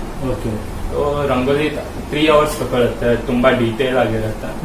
ಸೊ ಅಲ್ಲೇ ಗೋಪಾಲ್ ಹರಿಕಂತ್ರ ಅಂತ ಅವ್ರ ಟಾಪ್ ಆರ್ಟಿಸ್ಟ್ ಇದ್ದಾರೆ ಅಲ್ಲೇ. ಹೌದು, ಗೋಪಾಲ್ ಲೈಕ್ ಅವ್ರು ಎವ್ರಿ ಇಯರ್ ಬರ್ತಾರೆ. ಹೌದು. ಸೊ ಅವ್ರ ಹತ್ರ ಒಂದ್ಸಲ ಹೋಗಿ ಸುಮ್ನೆ ಲೈಕ್ ಕರಾವಳಿ ಉತ್ಸವ ಆಗುತ್ತೆ, ಅಲ್ಲೂ ರಂಗೋಲಿ ಕಾಂಪಿಟೇಷನ್ ಇತ್ತು. ಸೊ ಅಲ್ಲಿ ಪಾರ್ಟ್ ತಗೊಂಡ. ಆಮೇಲೆ ನಂಗೆ ಅಷ್ಟು ಐಡಿಯಾ ಇಲ್ಲ ಆಗಿತ್ತು ಯಾವ ಪೌಡರ್ ಯೂಸ್ ಮಾಡಬೇಕಂತ. ಸೊ ಒಂದ್ಸಲ ಅವ್ರ ಹತ್ರ ಹೋಗ್ಕೊಂಡು ಕಾಂಟ್ಯಾಕ್ಟ್ ಮಾಡಿ, ಶಂಕರ್ ಮಜಾಲಿಕರ್ ಸರ್ ಅಂತ ಇದ್ದಾರೆ ಅವರು, ಅವರ ಫ್ಯಾಮಿಲಿ ಫ್ರೆಂಡ್. ಅವ್ರೇನ್ ಹೇಳಿದ್ರು, ನಾನು ಗೋಪಾಲ್ ಹರಿಕಂತ್ರ ನಮ್ಮ ಫ್ರೆಂಡ್, ನಿಂಗೆ ಒಂದ್ ದಿವಸ ಕರ್ಕೊಂಡು ಹೋಗ್ತೀನಿ, ನಿಂಗೆ ರಂಗೋಲಿ ಬಗ್ಗೆ ಏನ್ ಡೀಟೇಲ್ಸ್ ಇದೆ ಅದನ್ನ ಹೇಳ್ತೀನಿ ಅಂತ. ಸೊ ಅಲ್ಲಿ ಹೋಗಿದಾಗ ಅವ್ರು ಫಸ್ಟ್ ನಂಗೆ ಲೈಕ್ ಏನು ಕಲಿಸ್ಲಿಲ್ಲ, ಜಸ್ಟ್ ಥಿಯರಟಿಕಲಿ ಹೇಳಿದ್ರು. ಲೈಕ್ ನೀನ್ ಫಸ್ಟ್ ಮಟೀರಿಯಲ್ ಏನ್ ಯೂಸ್ ಮಾಡ್ತೀಯ ಅದನ್ನ ಅಂಡರ್ಸ್ಟ್ಯಾಂಡ್ ಮಾಡ್ಕೊಳ್ಬೇಕು. ಲೈಕ್ ರಂಗೋಲಿ ಆಗ್ತಾ ಇದೆಯಾ, ಆ ಪೌಡರ್ ಅನ್ನ ನೀನ್ ಫೀಲ್ ಮಾಡ್ಕೊಂಡು ಅದು ಹೇಗಿರುತ್ತೆ ಅಂತ ಫಸ್ಟ್ ಪೌಡರ್ ಅನ್ನ ಅಂಡರ್ಸ್ಟ್ಯಾಂಡ್ ಮಾಡ್ಕೊಳ್ಬೇಕು. ಆಮೇಲೆ ಅದನ್ನ ಹೇಗೆ ಯೂಸ್ ಮಾಡ್ತೀವಿ, ನಾವು ಹೇಗೆ ಯೂಸ್ ಮಾಡ್ಬೇಕು, ಯಾವ ಕಲರ್ ಯೂಸ್ ಮಾಡ್ಬೇಕು, ರೆಡಿಮೇಡ್ ಕಲರ್ಸ್ ಯೂಸ್ ಮಾಡ್ಬೇಕಾ, ಫ್ಲೋರೋಸೆಂಟ್ ಕಲರ್ ಬರುತ್ತೆ ಅದನ್ನ ಯೂಸ್ ಮಾಡಿ ಅದ್ ಹೇಗ್ ಮಿಕ್ಸ್ ಮಾಡ್ಕೊಂಡು ಯೂಸ್ ಮಾಡ್ಬೇಕು ಅಂತ ಅದರ ಬಗ್ಗೆ ಸ್ವಲ್ಪ ಡೀಟೇಲ್ಸ್ ಇತ್ತು. ಆವಾಗ ನಂದು ರಂಗೋಲಿ ಅಲ್ಲಿ ಡೆವಲಪ್ ಆದ. ಸೊ ಈ ವರ್ಷ ನಾನು 7 ರಂಗೋಲಿಸ್ ಮಾಡಿದಕ್ಕೆ ಅದೆಲ್ಲ ಕ್ರೆಡಿಟ್ ಅವರಿಗೆ ಹೋಗುತ್ತೆ, ನಮ್ಗೆ ಗೈಡ್ ಮಾಡಿದಕ್ಕೆ. ಸೊ ಈ ತರ ನನ್ನ ರಂಗೋಲಿ ಇದಲ್ಲೂ ಒಂದು ಪಾರ್ಟ್ ಇದೆ ನನ್ನ ಆರ್ಟ್ ವರ್ಕ್ ಅಲ್ಲಿ. ಇದರಲ್ಲೂ ಈ ಪೇಂಟಿಂಗ್ ಅನ್ನು ಬಿಟ್ಟು ರಂಗೋಲಿಯಲ್ಲೂ ನೀವು ಅಚೀವ್ಮೆಂಟ್ ಮಾಡಿದ್ರಿ ಅಂತ ಆಯ್ತು. ಅಚೀವ್ಮೆಂಟ್ ಅಂದ್ರೆ ಮತ್ತೆ ಸ್ಕಲ್ಪ್ಚರು ಇದೆ. ಲೈಕ್ ಸ್ಕೂಲ್ ಟೈಮಿಗೆ ನಮ್ಗೆ ಇದಿರ್ತಿತ್ತು. ಲೈಕ್ ನಮ್ ಸ್ಕೂಲ್ ಟೈಮಲ್ಲಿ ಪ್ರತಿಭಾ ಕಾರಂಜಿ ಎಲ್ಲ ಇರ್ತಿತ್ತು. ಆವಾಗ ಕ್ಲೇ ಮಾಡಲಿಂಗ್ ಅಲ್ಲೂ ಪಾರ್ಟ್ ತಗೊಳ್ತಿದ್ದೆ. ಇವಾಗ ಇದೆಲ್ಲ ಆಗಿ ಇವಾಗ ಲೈಕ್ ಬ್ಯಾಚುಲರ್ ಡಿಗ್ರಿ ಮಾಡ್ತಾ ಇದ್ದೀನಿ ಚಿತ್ರಕಲಾ ಪರಿಷತ್. ಸೊ ಅಲ್ಲಿ ಏನಾಗುತ್ತೆ ಅಂದ್ರೆ ನಮ್ಗೆ ಫಸ್ಟ್ ಸ್ಟಾರ್ಟಿಂಗ್ ಅಲ್ಲಿ ಕ್ಲೇ ಮಾಡಲಿಂಗು ಇರುತ್ತೆ. ಆಮೇಲೆ ಬೇರೆ ಬೇರೆ ಲೈಕ್ ಕ್ಲೇ ಮಾಡಲಿಂಗ್, ಗ್ರಾಫಿಕ್ಸ್, ಮತ್ತೆ ಪೇಂಟಿಂಗ್, ಸ್ಕೆಚಸ್, ಲೈಕ್ ಡ್ರಾಯಿಂಗ್. ಏನು ಕ್ಲೇ ಮಾಡಲಿಂಗ್ ಅಂದ್ರೆ ಹೇಗೆ? ಕ್ಲೇ ಮಾಡಲಿಂಗ್ ಅಂದ್ರೆ ಸೇಮ್ ಗಣಪತಿ ಎಲ್ಲ ಮಾಡ್ತಾರಲ್ಲ. ಹೌದು, ಕ್ಲೇ. ಸೊ ನಾವು ಕ್ಲೇ ಮಾಡಲಿಂಗ್ ಅಂದ್ರೆ ಎಲ್ಲರ ಫಸ್ಟ್ ಮೈಂಡಿಗೆ ಬರೋದು ಗಣಪತಿ ಅಂತ. ಲೈಕ್ ಎವ್ರಿ ಇಯರ್ ಗಣಪತಿ ಅದನ್ನ ನೋಡಿರ್ತೀವಿ. ಆದ್ರೆ ಕ್ಲೇ ಮಾಡಲಿಂಗ್ ಅಲ್ಲಿ ಅದ್ರಲ್ಲೂ ತುಂಬಾ ವೆರೈಟೀಸ್. ಸ್ಟಾರ್ಟಿಂಗ್ ಬೇಸಿಕ್ ಅಂದ್ರೆ ಕ್ಲೇ ಮಾಡಲಿಂಗ್ ಇರುತ್ತೆ, ಆಮೇಲೆ ಸಿರಾಮಿಕ್ಸ್ ಇರುತ್ತೆ, ಸಿಮೆಂಟ್ ಸ್ಕಲ್ಪ್ಚರ್ಸ್ ಇರುತ್ತೆ, POP ಮತ್ತೆ ಫೈಬರ್, ಅದ್ರಲ್ಲೂ ರಬ್ಬರ್ ಮೋಲ್ಡಿಂಗ್, ತುಂಬಾ ವೆರೈಟೀಸ್ ಇರುತ್ತೆ. ಇದೆಲ್ಲ ನಾನು ಇವಾಗ ಕಾಲೇಜ್ ಹೋದ ನಂತರ ಕಲಿಸಿದ್ದೆ. ಲೈಕ್ ಇವಾಗ ಅದ್ರಲ್ಲೂ ಒಂದು ಏನಾಗುತ್ತೆ ಅಂದ್ರೆ ಆರ್ಟ್ ಅಂದ್ರೆ ಒಂದೇ ಡ್ರಾಯಿಂಗ್ ಮಾಡೋದು ಅಂತ ಥಿಂಕ್ ಮಾಡ್ತಾರೆ ಜನರು. ಆದ್ರೆ ನಾವು ಆರ್ಟ್ ಅಲ್ಲಿ ಹೋಗಿದ್ರೆ ಆರ್ಟ್ 3 ಅಕ್ಷರ ವರ್ಡ್ ಅಷ್ಟೇ. ಆದ್ರೆ ಅದನ್ನ ತುಂಬಾ ಒಳಗಿಂದ ನೋಡ್ತಾ ಹೋಗಿದ್ರೆ ಲೈಕ್ ಆರ್ಟ್ ಅಂದ್ರೆ ಸ್ಕೆಚ್, ಪೆನ್ಸಿಲ್ ಅಷ್ಟೇ ಇಲ್ಲ. ನೀವು ಪೆನ್ಸಿಲ್ ಯೂಸ್ ಮಾಡ್ತೀರಾ, ಅದ ಪೆನ್ಸಿಲ್ ಅಲ್ಲಿ ಒಂದು 15 ವೆರೈಟೀಸ್ ಇರುತ್ತೆ. ಯಾವ ಪೆನ್ಸಿಲ್ ಯೂಸ್ ಮಾಡ್ಬೇಕು, ಪೆನ್ಸಿಲ್ ಅಲ್ಲಿ ಇವನ್ ಪೇಂಟ್ ಅಲ್ಲಿ ನಾವು ಪೇಂಟ್ ಆದ್ರೆ ಅಲ್ಲಿ ಹೋದ ನಂತರ ರೆಡ್ ಅಲ್ಲೂ ಆಮೇಲೆ ಆತರ ತುಂಬಾ ಹೆಸರುಗಳಿರ್ತವೆ. ಮತ್ತೆ ನಾವು ಬ್ಲಾಕ್ ಪೆನ್ ಅಂದ್ರೆ ಬ್ಲಾಕ್ ಪೆನ್ ಅಷ್ಟೇ ಇರಲ್ಲ, ಅದ್ರಲ್ಲೂ ಪಾಯಿಂಟ್ ಇರುತ್ತೆ, 0.5, 0.2 ಆ ತರ ಪೆನ್ಸಿಲ್ ವೆರೈಟೀಸ್ ಇದೆ, ಕಲರ್ಸ್ ಅಲ್ಲಿ ವೆರೈಟೀಸ್ ಇದೆ. ಸೊ ಆರ್ಟ್ ಒಂದ್ ಚಿಕ್ಕ ವಿಷಯ ಅಲ್ಲ, ಲೈಕ್ ತುಂಬಾ ಸಾಗರ ತರಾನೇ ಇದೆ. ನಾವ್ ಎಷ್ಟು ಒಳಗೆ ಹೋಗ್ತೀರಾ ಕಡಿಮೆನೆ, ಇನ್ನೂ ಕಲಿಬೇಕು. ಮತ್ತೆ ಬೇರೆ ಲೈಕ್ ಇಂಜಿನಿಯರಿಂಗ್ ಎಲ್ಲ ಏನಾಗುತ್ತೆ, ಒಂದ್ 4 years ಆದ ನಂತರ ಅಷ್ಟೇ ಸ್ಟಾಪ್ ಆಗುತ್ತೆ. ನೆಕ್ಸ್ಟ್ ಹೋಗೋದು ವರ್ಕ್. ನಾವು ಎಷ್ಟು ಕಲಿತಾ ಇದ್ರೆ ಅದು ಕಡಿಮೆನೆ ಆಗುತ್ತೆ ಆರ್ಟ್ ಫೀಲ್ಡ್ ಅಲ್ಲಿ. ನಿಮ್ ಟೆಕ್ನಿಕ್ ಲೈಕ್ ಬೇರೆ ಆರ್ಟಿಸ್ಟಿಕ್ ಮೀಟ್ ಆಗ್ತೀವಿ, ಅವ್ರ ಟೆಕ್ನಿಕ್ ಬೇರೆ ಇರುತ್ತೆ. ಮತ್ತೆ ಎಲ್ಲಾರ್ದು ಸೇಮ್ ಆಗಿರಲ್ಲ, ಎಲ್ಲಾ ನಾಲೆಜ್ ಸೇಮ್ ಆಗಿರಲ್ಲ. ಅಂದ್ರೆ ನಮ್ದೇ ಬೇರೆ ಟೈಪ್ ಟೆಕ್ನಿಕ್ ಇರುತ್ತೆ, ನಮ್ದೇ ಬೇರೆ ಟೈಪ್ ವರ್ಕ್ ಇರುತ್ತೆ. ಬಿಡಿಸುವ ಅಂದ್ರೆ ವಿಧಾನ ಬೇರೆ ಬೇರೆ, ಒಬ್ಬರು ಒಂದೊಂದ್ ತರ ಸ್ಟೈಲ್ ಇರುತ್ತೆ. ಹೌದು. ಸೊ ಒಂದ್ ಪರ್ಟಿಕ್ಯುಲರ್ ಆಗಿ ಏನಿರಲ್ಲ, ನಾವು ನಮ್ದೇ ಓನ್ ಕ್ರಿಯೇಟ್ ಮಾಡ್ತೀವಿ.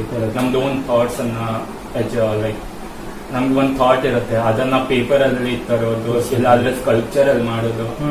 Full imagination, creative. ಮತ್ತೆ ಈ ಫೀಲ್ಡ್ ಗೆ ಲೈಕ್ ಕೆಲವು ಜನ ಬರ್ತಾರೆ. ಸೊ ಲೈಕ್ ಒಂದು 50% ಜನ ಹೇಗ್ ಬರ್ತಾರಂದ್ರ ಇಂಟ್ರೆಸ್ಟ್ ಇರುತ್ತೆ, ಆದ್ರೆ ಅಷ್ಟಿಲ್ಲ.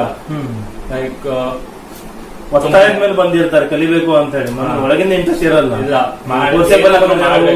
ಮಾಡೋಣ ಅಂತ ಬರ್ತಾರೆ. ಮತ್ತೆ 10-15% ಇರೋ ತರ ತುಂಬಾ ಫೋಕಸ್ ಆಗಿ.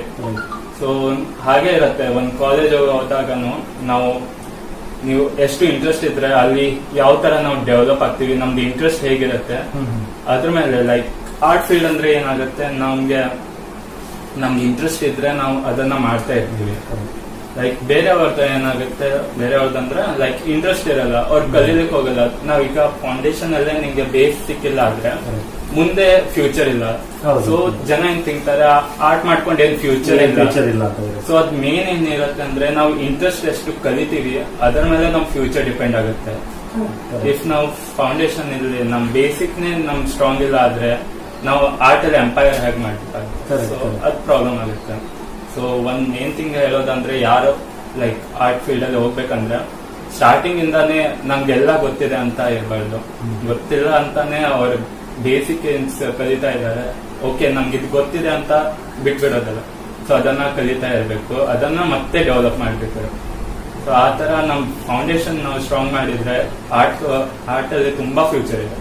ಲೈಕ್ ಏನು ಮಾಡ್ಬೋದು, ನಾವು ಫಿಲ್ಮ್ ಇಂಡಸ್ಟ್ರಿ ಹೋಗ್ಬೋದು, ಮೆಡಿಕಲ್ ಅಲ್ಲಿ ನಾವು ಪ್ರೊಸ್ಥೆಟಿಕ್ಸ್ ತಗೊಂಡು ಕೈ ಇಲ್ಲ ಕಾಲಿಲ್ಲ ಅವ್ರದವರಿಗೆ ಕೈ ಮಾಡೋದು, ಆರ್ಟಿಫಿಷಿಯಲ್ ಕೈ, ಮೆಡಿಕಲ್ ಫೀಲ್ಡ್ ಅಲ್ಲಿ ಹೋಗ್ಬೋದು. ಆಮೇಲೆ ಆರ್ಕಿಟೆಕ್ಚರ್ ಅಲ್ಲಿ ಕನ್ಸ್ಟ್ರಕ್ಷನ್. ಸೊ ಅದರಲ್ಲಿ ನಾವು ಬೇಸಿಕ್ಸ್ ಡಿಸೈನ್, ಇಂಟೀರಿಯರ್ ಡಿಸೈನಿಂಗ್, ಆಮೇಲೆ ಫಿಲ್ಮ್ ಇಂಡಸ್ಟ್ರಿಯಲ್ಲಿ ಸೆಟ್ ಡಿಸೈನಿಂಗ್, ಅದೆಲ್ಲದಕ್ಕೂ ಮೇನ್ ಇರುತ್ತೆ ಆರ್ಟೇ ಇರುತ್ತೆ. ಲೈಕ್ ಆರ್ಟ್ ಅಲ್ಲಿ ಏನು ಇರಲ್ಲ ಅಂದ್ರೆ ಇವನ್ ನಾವು ಒಂದು ಪೆನ್ಸಿಲ್ ಡಿಸೈನ್ ಮಾಡ್ಲಿಕ್ಕೆ ಒಂದು ಆರ್ಟಿಸ್ಟ್ ಬೇಕು. ಪೆನ್ಸಿಲ್ ಅಲ್ಲಾದ್ರೆ ಪೆನ್ ಡಿಸೈನ್ ಮಾಡ್ಲಿಕ್ಕೆ, ಕಾರ್ ಡಿಸೈನ್ ಮಾಡ್ಲಿಕ್ಕೆ, ಬೇಸಿಕ್ ಕಾರ್ ಡಿಸೈನ್ ಮಾಡೋದು artist. So artist not just like painting ಅಷ್ಟೇ ಮಾಡ್ಬೇಕು ಇಲ್ಲಾದ್ರೆ. ಮತ್ತೆ ಇದು ಆರ್ಟಿಸ್ಟ್ ಅಂದ್ರೆ ಒಂದೇನಾಗುತ್ತೆ, ಲೈಕ್ ತುಂಬಾ ಜನ ಇರ್ತಾರೆ ಆರ್ಟಿಸ್ಟ್ ಲೈಕ್ ನಮ್ದು ಕಾರವಾರದಲ್ಲಿ ಏನಾಗುತ್ತೆ ಅಂದ್ರೆ ಆರ್ಟಿಸ್ಟ್ ಘರಕ್ ಮಾಡಿ ಪೇಂಟ್ ಮಾಡೋಕೆ ಈ ತರ ಮಟ್ಟದಲ್ಲಿ ನೋಡ್ತಾರೆ. ಅಂದ್ರೆ ಡಿಮೋಟಿವೇಟ್ ಮಾಡೋರು ತುಂಬಾ ಇರ್ತಾರೆ. ಅದೇ ಪೇಂಟಿಂಗ್ ಪೇಂಟ್ ಇರ್ತಾರೆ ಅಂದ್ರೆ ಪೇಂಟರ್ ಅವರೆಲ್ಲ ಒಂದು ಪೇಂಟರ್ ಇವನು ಈ ರೀತಿ ಒಂದು ಲೈಕ್ ಪೇಂಟರ್ ನಮ್ಗೆ ಆರ್ಟಿಸ್ಟ್ ಅಂತ ಕೆಲವು ತುಚ್ಛ ಭಾವನೆಯಿಂದ ನೋಡ್ತಾರೆ ಒಬ್ಬೊಬ್ರು. ಇವನ್ ಪೇಂಟರ್ ಅಂದ್ರೆ ಪೇಂಟರ್ ಅಲ್ಲೂ ವೆರೈಟಿ ಅವ್ರದ್ದು ಒಂದು ಟ್ಯಾಲೆಂಟ್ ಇರುತ್ತೆ. ಲೈಕ್ ಆರ್ಟಿಸ್ಟ್ ಅಂದ್ರೆ ಹೇಗಿರುತ್ತೆ ಅಂದ್ರೆ ನಾವು ಅದನ್ನ ಏನಂದ್ರೆ ಸ್ಟಡಿ ಮಾಡಿದೀವಿ, ಈಗ ಆ ಸಬ್ಜೆಕ್ಟ್ ನ ಸ್ಟಡಿ ಮಾಡಿದೀವಿ. ಆರ್ಟಿಸ್ಟ್ ಅಂದ್ರೆ ಸುಮ್ಮನೆ ಬ್ರಷ್ ತಗೊಂಡ್ ಮಾಡೋದಲ್ಲ, ಆ ಮಟೀರಿಯಲ್ ನ ಅಂಡರ್ಸ್ಟ್ಯಾಂಡ್ ಮಾಡ್ಬೇಕು ನಾವು. ಲೈಕ್ ಇವನ್ ವಾಲ್ ಪೇಂಟಿಂಗ್ ಮಾಡೋದಾಗ ನಾವು ಯಾವ ಪೇಂಟ್ ಯೂಸ್ ಮಾಡ್ಬೇಕು, ಯಾವ ತರ ಪೇಂಟ್ ಯೂಸ್ ಮಾಡೋ ಸೂಟ್ ಆಗುತ್ತೆ ಅದೆಲ್ಲ ನೋಡ್ಬೇಕು. ನಾವು ಇವನ್ ಕಲರ್ ಮ್ಯಾಚಿಂಗ್ ನೋಡ್ಬೇಕು, ಕಲರ್ ಹೇಗಿರುತ್ತೆ, back ground colour, front colour, highlight, like shade ಯಾವ ಪಾರ್ಟ್ ಇರ್ಬೇಕು. ಇವನ್ ನಾವ್ ಒಂದು ಬಾಡಿ ಫಿಗರ್ ಮಾಡ್ಬೇಕಂದ್ರೆ, ಹ್ಯೂಮನ್ ಫಿಗರ್ ಮಾಡ್ಬೇಕಂದ್ರೆ ಅವ್ರ ಲಂಗ್ಸ್ ಹೇಗೆ ಎಲ್ಲಿರುತ್ತೆ, ಯಾವ ಬೋನ್ ಯಾವ ಜಾಗ ಇರುತ್ತೆ, ಮತ್ತೆ ಲೆಂತ್ ಎಷ್ಟಿರ್ಬೇಕು, ತಲೆ ಲೆಂತ್, ಪೂರಾ ಎನಾಟಮಿ ಸ್ಟಡಿ ಫುಲ್ ಬಾಯೋ ತರಾನೇ ಇರುತ್ತೆ. ಲೈಕ್ ಒಳಗಿನ ಬೋನ್ಸ್ ಇಂದ ಸ್ಟಡಿ ಮಾಡ್ತಾ ನಮ್ಗೆ ಒಂದು ಹ್ಯೂಮನ್ ಫಿಗರ್ ಮಾಡ್ಬೇಕು. ಇಟ್ಸ್ ನಾಟ್ ಜಸ್ಟ್ ಲೈಕ್ ನೀವು ಡೈರೆಕ್ಟ್ ಟ್ರೈ ಮಾಡ್ತೇವೆ ಆತರ ಇಲ್ಲ. ಫಸ್ಟ್ ನಾವು ಒಂದು ಇಷ್ಟು ಟ್ರೈ ಮಾಡ್ಲಿಕ್ಕೆ ಕೂಡ ಒಳಗಿನ ಬೋನ್ಸ್ ನ ಸ್ಟಡಿ ಮಾಡ್ಬೇಕು, ಯಾವ ಮಸಲ್ ಎಲ್ಲಿ ಇರುತ್ತೆ ಆ ತರ ಸ್ಟಡಿ ಮಾಡ್ಕೊಂಡು ಒಂದ್ ಕೈ ಫಿಗರ್ ಬರುತ್ತೆ. ಇದು ನಾವು ಸ್ಕಲ್ಚರ್ ಮಾಡುವಾಗನು ಆ ಬೋನ್ಸ್ ಎಲ್ಲ ನಾವು ಲೈಕ್ ಬೇಸಿಕ್ ರಾಡ್ ಎಲ್ಲ ತಗೊಂಡು ಬೋನ್ಸ್ ಎಲ್ಲ ಕ್ರಿಯೇಟ್ ಮಾಡ್ತೀವಿ. ಅದ ನಂತರ ಆರ್ಮೇಚರ್ ಅಂತ ಇರುತ್ತೆ. ಸೊ ಆರ್ಮೇಚರ್ ಕ್ರಿಯೇಟ್ ಮಾಡಾದ ನಂತರ ಅದನ್ನ ಡೆವಲಪ್ ಮಾಡ್ತಾ ಒಂದ್ ಹ್ಯೂಮನ್ ಫಿಗರ್ ಬರುತ್ತೆ. ನೋಡೋರಿಗೆ ಓಕೆ ಜಸ್ಟ್ ಹ್ಯೂಮನ್ ಫಿಗರ್ ಅಲ್ಲ, ಅದ್ರ ಒಳಗೆ ಏನೇನ್ ಯೂಸ್ ಮಾಡಿದೀವಿ, ಎಷ್ಟು ಟೈಮ್ ತಗೊಂಡಿದೀವಿ ಅದನ್ನ ಯಾರು ನೋಡಲ್ಲ. ಅದು ತುಂಬಾ ಬೇಜಾರಾಗುತ್ತೆ. ಲೈಕ್ ನಾವು ಏನಾದ್ರೂ ತುಂಬಾ ಲೈಕ್ ಅವರ್ಸ್ ಟುಗೆದರ್ ವರ್ಕ್ ಮಾಡಿ ಒಂದು ಥಿಂಕ್ ಅನ್ನ ಮಾಡ್ತೀವಿ. ಆಮೇಲೆ ಸ್ವಲ್ಪ ಇರ್ತಾರೆ ಓಕೆ ಕಷ್ಟಪಟ್ಟಿರ್ತೀರ, ನನ್ ಕ್ಲೇ ತಕೊಂಡ್ ಬಂದ್ರೆ ನಾನೇ ಮಾಡ್ಬಿಡ್ತೀನಿ, ಇದೇನಪ್ಪ ಹೆಂಗ್ ಮಾಡಿದ್ರೆ ಆಯ್ತು, ಇದೇನ ಅಷ್ಟು ಈಸಿ ಅಂತ ಈ ತರಾನು ತುಂಬಾ ಆಗುತ್ತೆ ಆರ್ಟ್ ಫೀಲ್ಡ್ ಅಲ್ಲಿ. ಮತ್ತೆ ಬೇಸಿಕ್ ತುಂಬಾ ದೊಡ್ಡ ಪ್ರಾಬ್ಲಮ್ ಅಂದ್ರೆ ನಾವು ಫಂಕ್ಷನ್ಸ್ ಎಲ್ಲ ಹೋಗ್ತೀವಿ, ಫ್ಯಾಮಿಲಿ ಫಂಕ್ಷನ್ಸ್ ಅಲ್ಲಿ ಏನ್ ಮಾಡ್ತಾ ಇದೀಯಪ್ಪ ಅಂತ. So okay art, okay painting ಮಾಡ್ತೀರಾ, ಓಕೆ ಹಾಗೆ ಮಾಡ್ಕೊಂಡು ಏನೋ ನಾವು ವರ್ಕ್ ಸ್ಟಡಿನೇ ಮಾಡ್ತಾ ಇಲ್ಲ ಆ ತರ ರೀತಿ ನೋಡ್ತಾರೆ. ಓಕೆ ಪೇಂಟಿಂಗ್ ಮಾಡ್ತಾ ಇದೀನಲ್ಲ, ಓಕೆ ಮತ್ತೊಂದಂದ್ರೆ ಪೇಂಟಿಂಗ್ ಮಾಡ್ತಾ ಇದ್ದೀನಿ, ಓಕೆ ಇವನು ಸ್ಟಡೀಸ್ ಅಲ್ಲಿ ಒಳ್ಳೆ ಇಲ್ಲ ಇರ್ಬೋದು, ಅದಕ್ಕೆ ಪೇಂಟಿಂಗ್ ಹೋಗಿದ್ದಾನೆ. ಸೊ ಅದೇ ಆಗುತ್ತೆ, ಸ್ಟಡೀಸ್ ಒಳ್ಳೆ ಇಲ್ಲ ಆಯ್ತು ಬೇರೆ ಆರ್ಟ್ ಫೀಲ್ಡ್ ಅಲ್ಲಿ ಹೋಗೋದು, ಅದೇ ಆಗ್ಬಿಟ್ಟಿದೆ. ಆದ್ರೆ ಅವ್ರಿಗೆ ಗೊತ್ತ ಇಂಟ್ರೆಸ್ಟ್, ನಾನು ಈಗ ಇಂಟ್ರೆಸ್ಟ್ ಮಾಡಿ ಹೋಗಿದ್ರೇನು ಸ್ವಲ್ಪ ಜನ ಇರ್ತಾರೆ, ಓಕೆ ಇವ್ ಸ್ಟಡೀಸ್ ಅಲ್ಲಿ ಒಳ್ಳೆ ಇಲ್ಲ ಇರ್ಬೋದು ಅದಕ್ಕೆ ಹೋಗಿದ್ದಾನೆ ಆ ತರ ಥಿಂಕ್ ಮಾಡೋರು ತುಂಬಾ ಇದ್ದಾರೆ. ಸೊ ಅದನ್ನ ಪ್ರೂವ್ ಮಾಡ್ಬೇಕಂತಾನೆ ಇದ್ರೆ ನಾವು ಆರ್ಟ್ ಅಲ್ಲೇ ಡೆವಲಪ್ ಆಗ್ತಾ ಈ ತರ ದೊಡ್ಡ ದೊಡ್ಡ ಸ್ಟೇಜಸ್ ಅಲ್ಲಿ ಪರ್ಫಾರ್ಮ್ ಮಾಡಿ ಇಲ್ಲಾದ್ರೆ ಕಾಂಪಿಟೇಷನ್ಸ್ ಎಲ್ಲ ಹೋಗಿ ಅಚೀವ್ಮೆಂಟ್ ಮಾಡ್ಕೊಂಡು ಅವ್ರಿಗೆ ತೋರಿಸ್ಬೇಕು. ಅಂದ್ರೆ ಈ ನೀವು ಹೇಳೋ ಪ್ರಕಾರ ಈ ಕಲೆಗೂ ಒಂದು ಬೆಲೆ ಇದೆ ಅಂತ ನೀವು ಹೇಳಿಕ್ ಇಷ್ಟಪಡ್ತೀರಿ ಈ ಸಂದರ್ಭದಲ್ಲಿ. ಇದೆಲ್ಲ ಎಷ್ಟು ಇದ್ದದ ಅದನ್ನು ನೀವು ಹೇಳ್ಕೊಡ್ತೀರಿ. ನಮ್ದು ಅರೌಂಡ್ ಏನು ಇದ್ರೆ ಅದೆಲ್ಲ ಆರ್ಟ್ ವರ್ಕ್ ಇಲ್ಲೋ ಅನ್ನ ಡಿಸೈನ್ ಮಾಡ್ಬೇಕಂದ್ರೆ ಇದಕ್ಕೂ ಒಂದು ಆರ್ಟಿಸ್ಟೇ ಬೇಕು. ಕರೆಕ್ಟ್. ಎಲ್ಲದಕ್ಕೆ ಬೇಸಿಕ್ಸ್. ಇವನ್ ನಿಂತು ವಾಚ್ ಅನ್ನ ಡಿಸೈನ್ ಮಾಡ್ಬೇಕಂದ್ರೆ ಫಸ್ಟ್ ಸ್ಕೆಚ್ ಮಾಡೋದು ಆರ್ಟಿಸ್ಟೇ. ಇವನ್ ನಾವು dress fashion design first sketch ಮಾಡ್ತಾರೆ. ಸ್ಕೆಚ್ ಮಾಡ್ಲಿಲ್ಲ ಆದ್ರೆ ಏನು ಡಿಸೈನ್ ಮಾಡ್ತಾರೆ. ಅಂದ್ರೆ ಈಗಿಂದ ನಾವು ನೋಡ್ತಾ ಇದ್ದೀವಿ ಇತ್ತೀಚೆಗೆ ಈ ಕಲೆ ತುಂಬಾನೇ ಕಡಿಮೆ ಆಗ್ತಾ ಇದೆ. ಅಂದ್ರೆ ಇದನ್ನು ಈ ಫೀಲ್ಡ್ ಅನ್ನ ಸೆಲೆಕ್ಟ್ ಮಾಡೋದಿಲ್ಲ ಹೆಚ್ಚಾಗಿ. ಯಾಕಂದ್ರೆ ಸೆಲೆಕ್ಟ್ ಮಾಡೋದು ಸ್ವತಃ ಇಂಟ್ರೆಸ್ಟ್ ಇದ್ರು ಕೂಡ ಅವ್ರ ಪೇರೆಂಟ್ ಪ್ರೆಷರ್ ಇಂದಾಗ್ಲಿ ಎಲ್ಲರೂ ಇಂಜಿನಿಯರ್ ಮಾಡಪ್ಪ, ಡಾಕ್ಟರ್ ಇದು ಡಿಗ್ರಿ ಮಾಡು, ಇನ್ನೊಬ್ರು ಏನಾದ್ರು BCA ಮಾಡು, MCA ಮಾಡು, ಹೀಗೆ ಅವ್ರ ಮಕ್ಕಳಿಗೆ ಪ್ರೆಷರೈಸ್ ಮಾಡಿ ಅವ್ರಿಗೆ ಆ ಫೀಲ್ಡ್ ಅಲ್ಲಿ ಕಳಿಸ್ತಾ ಇದ್ದಾರೆ. ಇಂಟ್ರೆಸ್ಟ್ ಇದ್ರು ಕೂಡ ಈ ಫೀಲ್ಡ್ ಅನ್ನ ಯಾರು ಆಯ್ಕೆ ಮಾಡ್ಕೊಳ್ತಾರೆ ತುಂಬಾನೇ ಕಡಿಮೆ ಈಗ ನಾವು ನೋಡ್ತಾ ಇದ್ದೀವಿ. ಆದ್ರೆ ಈ ಕಡಿಮೆ ಜನ ಇದ್ರು ಕೂಡ ತಾವು ಈ ಫೀಲ್ಡ್ ಅನ್ನು ಸೆಲೆಕ್ಟ್ ಮಾಡಿದಾರ. ಅದಕ್ಕೆ ತಮ್ಗೆ ದೊಡ್ಡ ನಮ್ಮ ಟೀಮ್ ಕಡೆಯಿಂದ ದೊಡ್ಡ ನಿಮ್ಗೆ ತಮ್ಗೆ ಅಭಿನಂದನೆಗಳು. ಮತ್ತೆ ನಿಮ್ಮ ಇದು ಹೇಗೆ ಅಂದ್ರೆ ನಿಮ್ಗೆ ನೀವು ವೀಕ್ಷಕರಿಗೆ ಏನ್ ಹೇಳಿ ಬಯಸ್ತೀರಾ ಅಂದ್ರೆ ಈ ಫೀಲ್ಡ್ ಅನ್ನ ಆಯ್ಕೆ ಮಾಡ್ಕೊಂಡು ಫ್ಯೂಚರ್ ಅಂದ್ರೆ ಮುಂದೆ ಹೇಗೆ ಅವ್ರಿಗೆ ನಮ್ಮ ವೀಕ್ಷಕರಿಗೆ ನಮ್ಮ ಮೆಸೇಜ್ ಹೇಗೆ ನಿಮ್ಗೆ ಕೊಟ್ಟು ಬಯಸ್ತಾರೆ? ಪ್ಯಾರೆಂಟ್ಸ್ ಸಪೋರ್ಟ್ ಮಾಡಲ್ಲ ಅಂದ್ರೆ ಲೈಕ್ ಸಪೋರ್ಟ್ ಮಾಡ್ತಾರೆ. ಲೈಕ್ ಅವರಿಗೆ ಐಡಿಯಾ ಇರಲ್ಲ. ಇಫ್ ಸನ್ ಹೇಳ್ತಾನೆ, ಮಗ ಹೇಳ್ತಾನೆ ನಮ್ಗೆ ಆರ್ಟ್ ಫೀಲ್ಡ್ ಅಲ್ಲಿ ಹೋಗ್ಬೇಕು ಆದ್ರೆ ಅವ್ರು ಹೇಳ್ಬೇಕಾಗತ್ತೆ ಆರ್ಟ್ ಫೀಲ್ಡ್ ಅಲ್ಲಿ ಹೋಗಿ ಏನ್ ಮಾಡ್ತಾನೆ, ಅದ್ರಲ್ಲಿ ಏನ್ ಫ್ಯೂಚರ್ ಇದೆ. ಯಾಕಂದ್ರೆ ಪೇರೆಂಟ್ಸ್ ಗೊತ್ತಿರಲ್ಲ. ಅವರು ಲೈಕ್ ಇಂಜಿನಿಯರಿಂಗ್ ಇಷ್ಟೇ ಕೇಳಿರ್ತಾರೆ, ಬ್ಯಾಚುಲರ್ ಆಫ್ ವಿಜುವಲ್ ಆರ್ಟ್ಸ್ ಇಲ್ಲ ಆದ್ರೆ ಫೈನ್ ಆರ್ಟ್ಸ್ ಹೇಳಿದ್ರೆ ಇದೇನಪ್ಪ ಅದ್ರ ಬಗ್ಗೆ ಐಡಿಯಾ ಇರಲ್ಲ. ಯಾಕಂದ್ರೆ ತುಂಬಾ ಕಡಿಮೆ ಜನ ಆ ಫೀಲ್ಡ್ ಹೋಗುತ್ತೆ. ಸೊ ನಮ್ಗೆ ಎಕ್ಸ್ಪ್ಲೈನ್ ಮಾಡ್ಬೇಕಾಗತ್ತೆ ಈ ಫೀಲ್ಡ್ ಅಲ್ಲಿ ಏನಿದೆ, ಇದ್ರಲ್ಲಿ ಹೋಗಿ ಏನ್ ಮಾಡ್ಬೋದು ಅಂತ. ಸೊ ಅದರ ಬಗ್ಗೆ ಬೇಸಿಕ್ ಇನ್ಫಾರ್ಮೇಶನ್ ಅವ್ರಿಗೆ ಕೊಡ್ಬೇಕು. ಅವಾಗ ಓಕೆ ಇದ್ರಲ್ಲೂ ಒಂದು ಫೀಲ್ಡ್ ಅಲ್ಲಿ ನಾವ್ ಏನಾದ್ರು ಮಾಡ್ಬೋದಂತ ಅವಾಗ ಅವರು ಸಪೋರ್ಟ್ ಮಾಡ್ತಾರೆ. ನಾವು ಅವ್ರಿಗೆ ಅಂಡರ್ಸ್ಟ್ಯಾಂಡ್ ಮಾಡಿಸ್ಬೇಕು. ಲೈಕ್ ಓಕೆ ಇದ್ರಲ್ಲೂ ಒಂದು ಕಲೆಗೂ ಒಂದು ಫ್ಯೂಚರ್ ಇದೆ ಅಂತ ಅವರಿಗೆ ತೋರಿಸ್ಕೊಡ್ಬೇಕು. ಅವ್ರು ಹೇಳ್ಬೇಕು ನಾನು ಏನ್ ಮಾಡ್ಬೇಕಂತ. ಈ ಆರ್ಟ್ ಫೀಲ್ಡ್ ಹೋಗ್ತಾ ಇದ್ರೆ ಒಂದೇ ಮೈಂಡ್ ಸೆಟ್ ಇರ್ಬೇಕು. ನನ್ ಲಾಸ್ಟ್ ಗೋಲ್ ಏನಿದೆ ಅಂತ. ಆರ್ಟ್ ಫೀಲ್ಡ್ ಅಲ್ಲಿ ಹೋದ್ರೆ ನನ್ ಗೋಲ್ ಏನಿದೆ, ಏನ್ ಅಚೀವ್ ಮಾಡ್ಬೇಕು. ಸೊ ನಮ್ ಸ್ಟಾರ್ಟಿಂಗ್ ಇಂದ ಏನ್ ಮಟ್ಟ ಜಸ್ಟ್ ಆ ಗೋಲ್ಗೋಸ್ಕರನೇ ಪ್ರಿಪೇರ್ ಆಗ್ಬೇಕು. ಅದ್ರಲ್ಲೇ ಮೈಂಡ್ ಚೇಂಜ್ ಆಗ್ತಾ ಇರ್ಬೋದು. ಯಾಕಂದ್ರೆ ಆರ್ಟ್ ಅಲ್ಲಿ ತುಂಬಾ ಇದೆ. ನಮ್ ಫಸ್ಟ್ ಇಯರ್ಗೆ ಪೇಂಟಿಂಗ್ ಮಾಡ್ತಾ ಇದ್ದೀನಿ, ನೆಕ್ಸ್ಟ್ ಸ್ಕಲ್ಪ್ಚರ್, ಆಮೇಲೆ ಡಿಜಿಟಲ್. ಅದ ಫಿಲಿಪ್ ಆಗ್ಬಾರ್ದು. ಲೈಕ್ ಎಲ್ಲ ಇಂಪಾರ್ಟೆಂಟ್. ಅದೇ ನಮ್ ಫೈನಲ್ ಗೋಲಿಗೆ ನಮ್ಗೆ ಏನ್ ಬೇಕು ಅದರ ಮೇಲೆ ಫೋಕಸ್ ಆಗಿದೆ. ಈಗ ದೀಪೇಶ್ ಅವರೇ, ತಾವು ಈಗ ಚಿತ್ರಕಲಾ ಪರಿಷತ್ ಸೇರಿದ್ದೀರಾ. ಹಾಗೆ ಈಗ ನ್ಯಾಷನಲ್ ಲೆವೆಲ್ ನೀವು ಫಸ್ಟ್ ಬಂದಿದ್ದೀರಾ, ಅವಾರ್ಡ್ ವಿನ್ನರ್ ಆಗಿದ್ದೀರಾ. ಹಾಗೆ ಈಗ ನಿಮ್ ಮುಂದೆ ಹೇಗೆ ಫ್ಯೂಚರ್ ಪ್ಲಾನ್ ಏನಿದೆ? ಇಷ್ಟಕ್ಕೆ ಅಥವಾ ಮುಂದೆ ಹೇಗೆ ಮುಂದೆ ಕಲಿಬೇಕಾ, ಏನ್ ಅಚೀವ್ಮೆಂಟ್ ಮಾಡ್ಬೇಕಂತ ತಾವು ಬಯಸಿದ್ರಿ ಹೇಗೆ? ಇವಾಗ ನಾನು ಬ್ಯಾಚುಲರ್ ಡಿಗ್ರಿ ಮಾಡ್ತಾ ಇದ್ದೀನಿ. ಇದೊಂದು 4 years ಕೋರ್ಸ್ ಆಗುತ್ತೆ. ಸೊ ಆಮೇಲೆ 4 years ಆದ ನಂತರ 1 year ಹೀಗೆ ಇಂಟರ್ನ್ಶಿಪ್ ಎಲ್ಲ ಮಾಡಿ 1 year ವರ್ಕ್ ಎಕ್ಸ್ಪೀರಿಯನ್ಸ್ ಮಾಡಿ ನೆಕ್ಸ್ಟ್ ಮಾಸ್ಟರ್ ಡಿಗ್ರಿ ಮಾಡ್ಬೇಕಂತ ಅದನ್ನ ಮಾಡಿದ್ದೀನಿ. ಆಮೇಲೆ ಮಾಸ್ಟರ್ ಡಿಗ್ರಿ ಅದಾದ ನಂತರ PhD ಅಂತ ಲೈಕ್ ಡಾಕ್ಟರೇಟ್ ಡಿಗ್ರಿನೂ ಇದೆ ಆರ್ಟ್ ಫೀಲ್ಡ್ ಅಲ್ಲಿ. ಸೊ ಡಾಕ್ಟರೇಟ್ ಅದಕ್ಕೆ ಮಾಸ್ಟರ್ ಡಿಗ್ರಿಗೆ 2 ಸೀಟ್ ಇರುತ್ತೆ. ಲೈಕ್ ಕರ್ನಾಟಕದಿಂದ ಮಾಡ್ಬೇಕಂದ್ರೆ 2 ಮಾಸ್ಟರ್ಸ್ಗೆ 2 ಸೀಟ್ ಇಲ್ಲ ಆದ್ರೆ 5 ಸೀಟ್ ಅಷ್ಟೇ. ಫುಲ್ ಕರ್ನಾಟಕದಲ್ಲಿ 5 seat only for like all over ಇಂಡಿಯಾದಲ್ಲಿ 5 ಸೀಟ್ ಇರುತ್ತೆ. ಅದರಲ್ಲಿ 5 ಸೀಟ್ ಓನ್ಲಿ ಕರ್ನಾಟಕ ಮೆಂಬರ್ಸ್ಗೆ. 100 ಸೀಟ್ ಇದ್ರೆ 5 ಸೀಟ್ ಕರ್ನಾಟಕ. ಸೊ ಅಷ್ಟೇ, ಒಂದ್ ಕಾಲೇಜಿಗೆ 5 ಸೀಟ್ ಅಷ್ಟೇ ಮಾಸ್ಟರ್ ಡಿಗ್ರಿ ಮಾಡ್ಬೇಕು ಫೈನ್ ಆರ್ಟ್ಸ್ ಅಲ್ಲಿ. ಸೊ ಅದನ್ನ ತುಂಬಾ ಕಾಂಪಿಟೇಷನ್ ಆಗಿರುತ್ತೆ, ಜಲಸಿ ಇರುತ್ತೆ.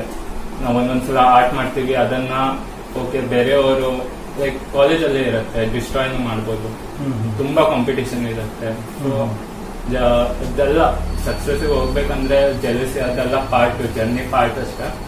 ನಾವು ಫೋಕಸ್ ಆಗಿರ್ಬೇಕು.